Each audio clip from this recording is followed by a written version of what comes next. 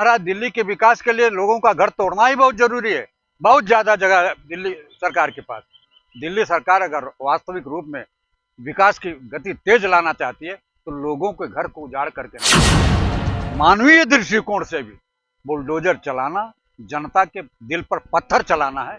आपको बुलडोजर नहीं लगाना चाहिए। माननीय सुप्रीम कोर्ट ने भी अपने निर्णय में दिया है और उत्तर प्रदेश के मुख्यमंत्री आदित्यनाथ को भी निर्देश दिया है, हुक्म दिया है कि आप बुलडोजर का प्रयोग नहीं करो। सालों साल लग जाता है और आपको बुलडोजर लगाकर लोगों के मकान को तोड़ने में 10 मिनट भी नहीं लग रहा है, एक दिन भी नहीं लग रहा है। आप किस तरीके से देखते हैं रेखा गुप्ता जी का इस एक्शन को? आप यह आम गरीबों के लिए निश्चित रूप से गलत है। सरकार को न्यायालय नहीं बनना चाहिए। तो दिल्ली सरकार हो या उत्तर प्रदेश की सरकार हो, ये दोनों सरकारें नियम विरुद्ध काम कर रहे हैं।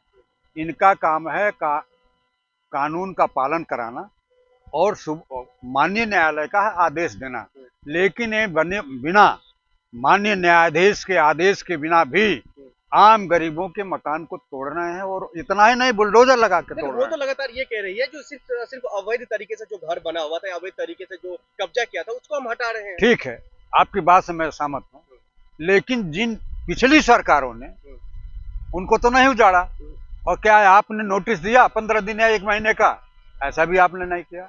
नियम और कानून को ताक पर रख करके जो बुलडोजर की प्रक्रिया कर रहे हो, यह निश्चित रूप से जनता विरोधी है, जन विरोधी है।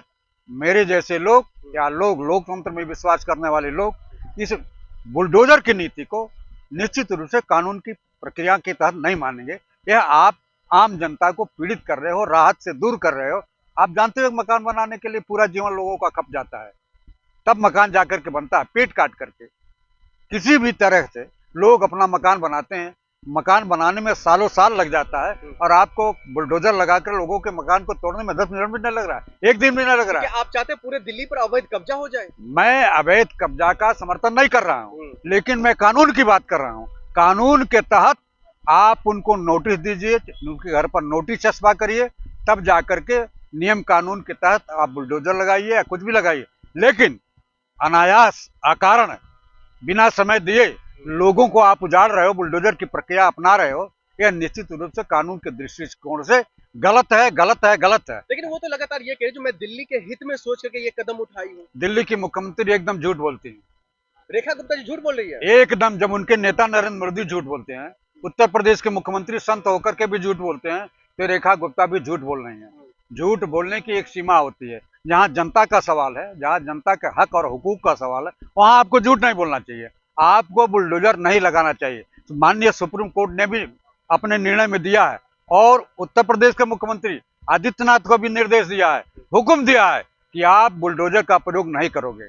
उसी तरह से दिल्ली की मुख्यमंत्री को भी अगर भगवान बुद्धि दे तो, और बुद्धि इनकी सलामत रहे, तो इनको गरीबों के आह को बटोरना नहीं चाहिए, इनको बुलडोजर का प्रयोग नहीं करना चाहिए।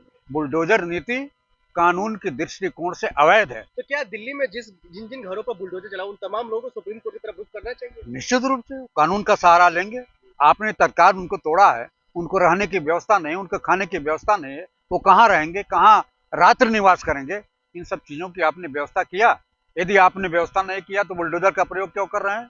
बुलडोजर का प्रयोग नियम कानून और मानवीय दृष्टिकोण से भी बुलडोजर चलाना, जनता के दिल पर पत्थर चलाना है। आपको बुलडोजर नीति का प्रयोग नहीं करना चाहिए। मैं आपके बुलडोजर नीति की आम जनता खिलाफत करती है कि ऐसा कानून और नियम जनता के हक और हुकूक पर डाका डालने का प्रयास कहा जा रहा है जो दिल्ली के विकास के लिए तमाम चीजें कदम उठाई गई। अरे महाराज, दिल्ली के विकास के लिए लोगों का घर तोड़ना ही बहुत जरूरी है। बहुत ज्यादा जगह है दिल्ली सरकार के पास। दिल्ली सरकार अगर वास्तविक रूप में विकास की गति तेज लाना चाहती है तो लोगों के घर को उजाड़ करके नहीं, लोगों को घर के बसा करके आप करिए ना। मीडिया वाले तो कह रहे हैं सीएम रेखा बढ़िया काम कर रही है। कौन मीडिया वाला कहता है? वही जो लाहौर पहुंच जा रहा है, जो रावलपिंडी को कब्जा कर ले रहा है। ऐसे मीडिया को आप तारीफ कर रहे हैं। यह मीडिया पेड मीडिया है, जो सरकार द्वारा करोड़ों रुपया पाती है, वो मीडिया इनके बुलडोजर नीति का समर्थन करते हैं। लेकिन सोशल मीडिया, आपको बता रहा हूं, जो गरीबों का मीडिया है, जो गरीबों का दुख और दर्द को सोशल मीडिया दिखाता, वो तो एक भी सोशल मीडिया इनके कार्यों को अच्छा नहीं कर रहा है। सीएम रेखा के बारे में गलत थोड़ी छापेगा वो, जब बोलेगा। आप बताइए ना, क्या हमारी सेना रावलपिंडी पहुंच गई थी क्या? वहां का सेनाध्यक्ष को कब्जा कर लिया गया था क्या? क्या ये सही समाचार है? ये उकसावे की राजनीति नहीं है। आप उकसावा नहीं कर रहे हैं। अगर उकसावा नहीं करते तो आप का एंकर माफी क्यों मांगती?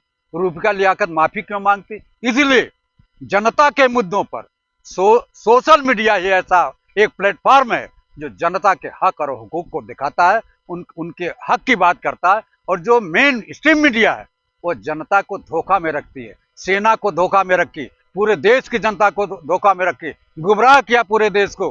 3 महीने में दिल्ली को विकास की तरफ भेज दिया। हाँ, देखा हूँ। जिस तरह से गंगा साफ हो गई थी उसी तरह से जमुना भी साफ हो गई है। यही है यूथ कांग्रेस का दफ्तर है, यहाँ कृषि भवन है। आप पीछे जाकर के देखिए, कूड़ों का ढेर लगा हुआ है। यहाँ कूड़ों का ढेर लगा हुआ है। यह लोग कोई काम नहीं करते हैं, काम के नाम पर हवाबाजी करते हैं, वो काम करते हैं। दिल्ली वाले खुश तो हैं, उनके समर्थन में कौन खुश है? दिल्ली का 1% जनता भी खुश नहीं है। आपको बताऊं, बड़े डंके की चोट पर कहना चाहता हूं कि दिल्ली की जनता पछता रही है। अभी 3 महीने हुआ नहीं और गैस सिलेंडर का दाम 50 रुपया तोहफा के रूप में दे दिया। ये है दिल्ली की जनता कि 2500 तो दे रहे हैं ना। 25 रुपए में 25 रुपया भी किसी महिला को नहीं मिला। ये सरासर झूठ है। इनके पास बजट ही नहीं है। ऐलान तो ये ऐलान तो किया ना। ऐलान तो 15 लाख रुपया आपके खाते में आया क्या? इनके गुरु नरेंद्र मोदी ने कहा था 2 करोड़ लोगों को रोजगार मिला क्या? गैस सिलेंडर 500 रुपये में मिला क्या?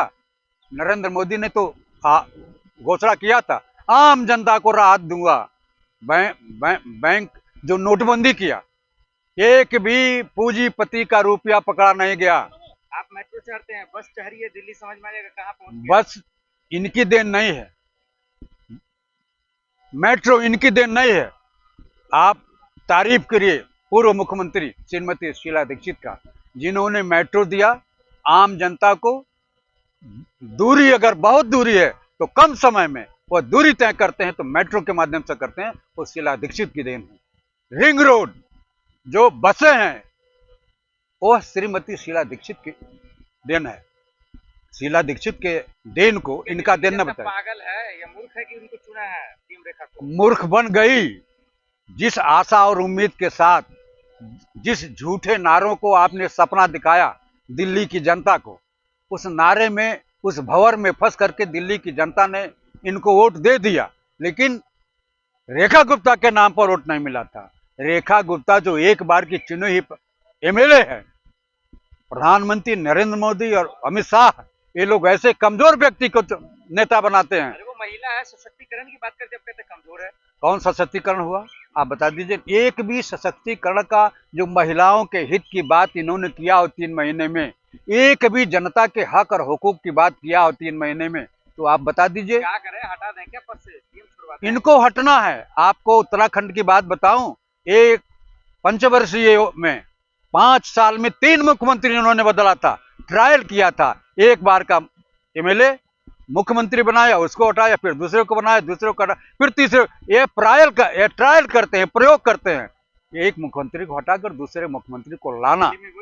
दिल्ली में भी वही होगा। रेखा गुप्ता कुछ समय के बाद हटा दी जाएंगी और कहे, यही भारतीय जनता पार्टी का जो हाई कमांड हो कहेगा कि इन्होंने ठीक नहीं किया, इसलिए आपके हक और हुकूक के लिए, आपके हित के लिए हमने इनको मुख्यमंत्री से बदल दिया।